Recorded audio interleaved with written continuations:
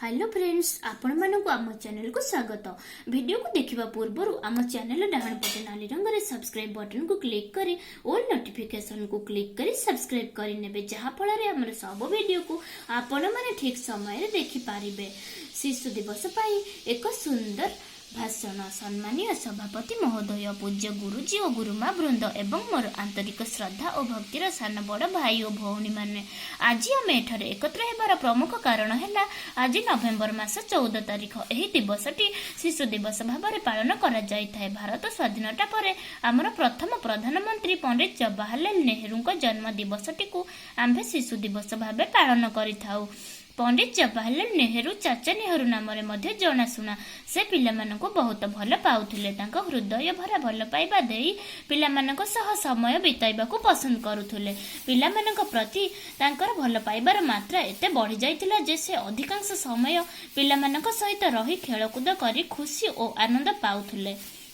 से पिलामानंको चेतावनी देउथिले। से पिलामानंको आम जीवन में बड़ होबार उपदेश देउथिले। से पिलामानंकु स्वाधीनता संग्राम विषय जनाउथिले। पिलामाने मध्य तांको बहुत भल पाउथिले। तांको जीवनर आदर्श बोली भाबुथिले। से पिलामानंकर गुरु थिले। से शिशु मानकर उज्जवल भविष्य दिगरे चेष्टारत थिले। पंडित जवाहरलाल नेहरूंकर भारत प्रति बहुत श्रद्धा और भल पाइबा थिला। आम देश और जाति पाई से केबे भी पछघुंचा देउ नथिले। से कर्मचंचल लोक थिले। भारतर स्वाधीनता क्षेत्र में तांकर प्रमुख भूमिका रही। मुख्यतः आमे तांको पाई आम परिचय पाइछंती, नचेत आमे पछरे पड़ी थांते। आमर शिशु माने पंडित जवाहरलाल नेहरू को निजर आदर्श करबा उचित। से जने महान पुरुष। मुख्यतः शिशु मानक पाई एई दिवसटी पालन करा जाय थाए। शिशुटी जन्म नेले तार परिवार आनंदर मुखरित हुए।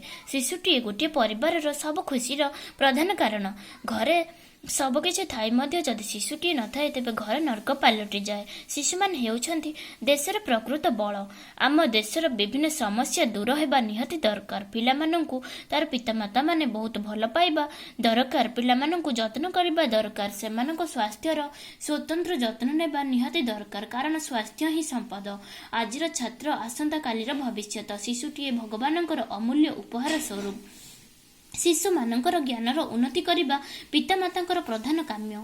पितामाता माने शिशु को उचित मार्ग रे चालिबार परामर्श देबा दरकार। गोटे शिशु को जेपरी गढ़िब शिशुर भविष्यत सेहीपरि हेब। शिशु माने मध्य शैशव कालरू कर्तव्य परायण हेबा दरकार। निजर स्वप्न स्थिर करी सफल करिबा पई चेष्टा करिबा दरकार। आम देश प्रति किछि भल काम करिबा निहाती जरूरी। मु आज एतिकी कही मोर वक्तव्य शेष करूछि। नमस्कार, जय हिंद। फ्रेंड्स, जदि हमर एही वीडियोटी पसंद आस्थाय लाइक शेयर कमेंट करि देबे एवं आम चैनल डाहाण पटे नाली रंगर सब्सक्राइब बटन को क्लिक करी ऑल नोटिफिकेशन को क्लिक करी सब्सक्राइब करि नेबे। रहिली, जय जगन्नाथ।